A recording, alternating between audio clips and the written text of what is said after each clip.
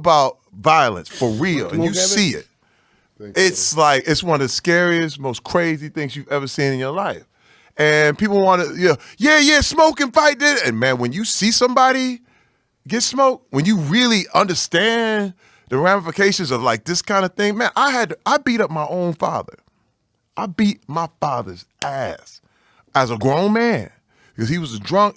I went through my whole life him beating up my mother. Listen, my earliest memory was him hitting my mother in the face as hard as he could. That's my earliest memory. And that told me, oh, damn, it's his world, okay? And he ruled through intimidation. He ruled through physical force. And we were scared of him, man. My whole life, I was scared of my father. I peed in the bed. I was 14 years old. Because I wake up, I didn't know what was going to happen. I'm still afraid of my father. I would never fight my father. Come on, man. I don't care, world champion, because I know he would shoot you. He would kill you. He would kill you. I knew that for a fact. I knew that as an adult. I was always respectful. He needed money. I would make sure I gave him money. I didn't want to be on his bad side. But see, I did the same thing. I was a pleaser. I was like, man, you want another beer? Here's another beer. You want this? No. Yes, sir. Yes, sir. But pull your pants up. My pants up, sir. No. But this is the thing. I became a grown man.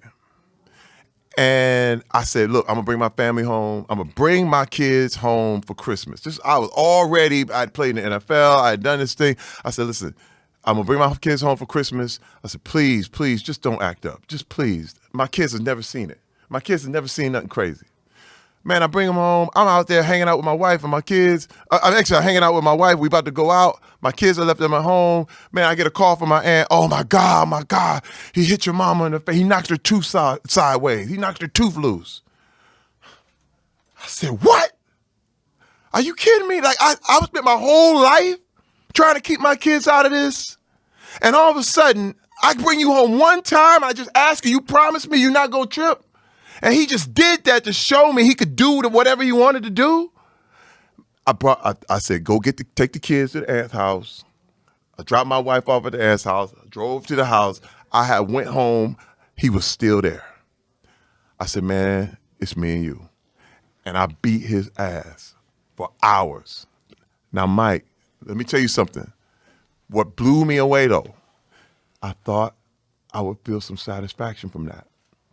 I thought I would get some sort of release, and I got nothing. Man, look, I was sitting there like, this don't work, dog. This don't work. I got revenge. Wait, I got all the revenge I wanted. He was laying there talking about, do him, please. Because he an old man now. You know what I mean? And I'm going, all right, hey, man, all this beating people ass stuff, it don't work. I mean, when you look at the results of what happened, I was like, I was left emptier. I was just like him. And I was done. I said, you know what? It's just not the way. It's just not the way to go. I choose to not go that route. So tell me, do you feel you have a temper? Oh, definitely. Yeah. Oh, that's how you go in the NFL. You play off pain. No doubt. You play off pain. I played 7 years on the NFL on pain. Straight up. I was angry. I was mad.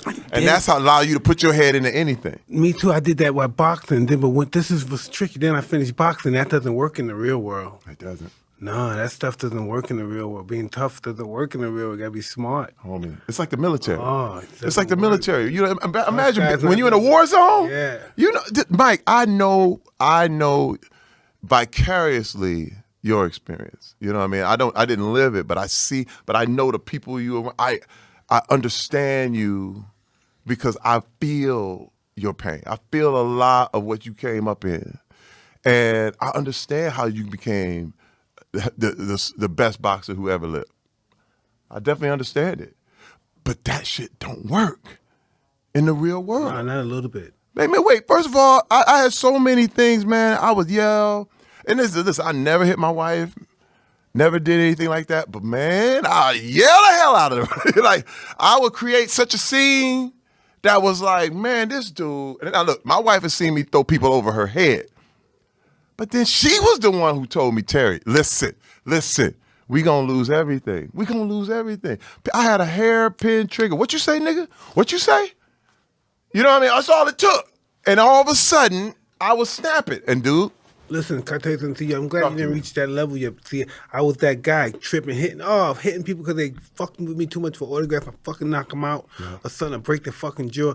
Next thing, but know what? I started signing those checks, and that what broke my spirit. Oh, these are getting $4 million. I don't even know these guys. $8 million. I don't know these. Who are these guys? Ooh. Just because I was stupid, I hit these guys, man.